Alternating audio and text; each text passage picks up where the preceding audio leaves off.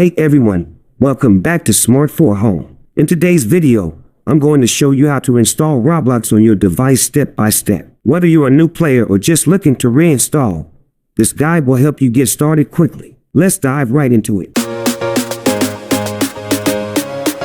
Step 1. Checking system requirements before we begin. It's important to make sure your device meets the minimum requirements to run Roblox. You need mention specific requirements like operating system, RAM, etc. Step 2.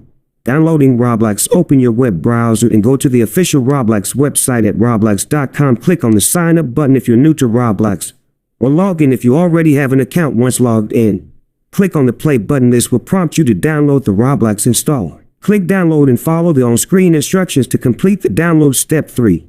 Installing Roblox. Locate the downloaded installer file and double-click to run and follow the installation wizard prompts. You may need to grant administrative permissions. Wait for the installation process to complete. This may take a few moments depending on your internet speed. Step 4.